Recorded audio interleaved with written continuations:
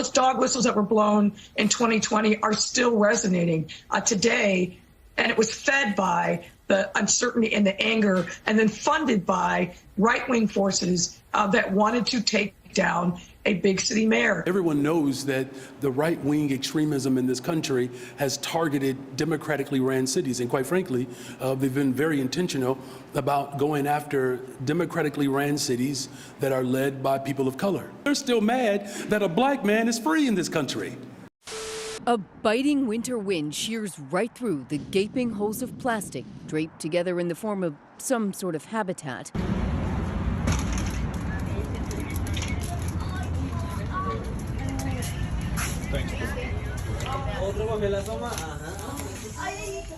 Hundreds of migrants are now living at O'Hare Airport. The general public won't see them as they're being kept behind a makeshift privacy partition.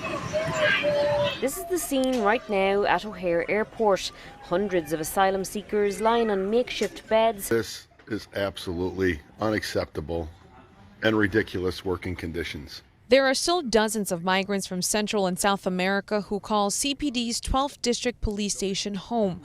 Children and adults sleeping in the station's lobby. Sources are confirming that more than one CPD officer is under internal investigation, facing allegations of having sexual interactions with female migrants. One of the officers has been accused of impregnating a teenage girl. As temperatures plummet and migrants continue to pour into Chicago, Mayor Johnson announced a new partnership with Chicago area churches to help ease the migrant crisis.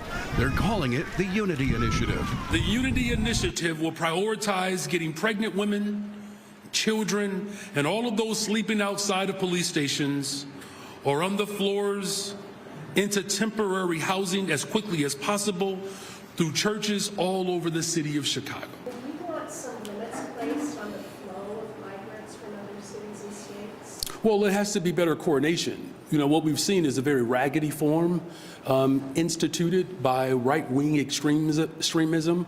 Everyone knows that the right-wing extremism in this country has targeted democratically ran cities. And quite frankly, they've been very intentional about going after democratically ran cities that are led by people of color. And their whole motivation is to create disruption and chaos, because that's what that particular party has been about. Right? This is the same political party that did not want to accept that President Obama was actually an American.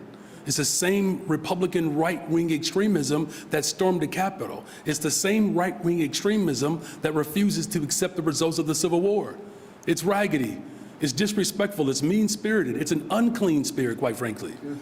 And so I got you. I just want to make sure that people understand what we're facing. It is abysmal, and it's an affront for everything that is good about this country. For the extremism in this country to use people as political tools to settle political scores for something that happened 400 years ago. They're still mad that a black man is free in this country. This is nothing new, but aren't you glad that the soul of Chicago won't be broken? And those are the words of, I think, Beyonce, you won't break our soul. Why can't we close the borders of Chicago or the state of Illinois in the first place? Why can't we close the borders? For them to just sit up here with this crap and we're supposed to listen to it. City leaders tried explaining the decision, but the crowd did not want to hear much of what they were saying. My name is Beatriz Ponce de Leon. I'm the Deputy Mayor for Immigrant, Migrant, and Refugee Rights. We have a hard no for immigrants coming here, a very hard no. We come in a community of black people where we already get the low scraps. And then you want to take the little scraps, the resources that we have, and put us at the bottom of the barrel? That's not fair, and I won't have it. I would ask you all to go out there at night, in the middle of the night, and see what goes on. What's going on, according to community members, is loitering, late-night partying, littering, prostitution, and at least one fight between migrants and residents. They disrespect us, they rob us, they harass us. And their patience is wearing thin. Let me say this. They got one more time to deal with it, because otherwise, next time they deal with it, they're going to deal with it from the streets. We're going to take over it.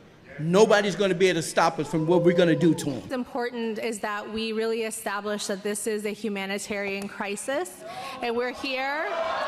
South Shore residents responded with resounding rejection. I mean, how do we know that these are not criminals coming into our community? You got 73% of the people homeless in this city are black people. What have you done for them? Nobody asked us. Nobody told us. We have more than a few thousand people who signed a signature here who said no. We said no. Tensions escalate on the southwest side as the city gets closer to housing at least 2,000 migrants at a base camp. The line down the block shows just how much residents wanted in on the conversation. But a full auditorium meant the crowd stuck outside never got a seat at the table. We have concern about our students, our children, who walk on this street every day. How do we ensure their safety? Chicago's winter are brutal. Putting migrants in the tent in such conditions is nothing short of inhumane. All my people, my neighbors were being left out without. The money should come to us. We need it. All the resources they're getting, we need it. Good luck with that. When it comes to the total number of people at South Shore at any given point in time, it is fluid. We'd start with 250, 500. How could you do that without consulting us? I am concerned with safety in the area.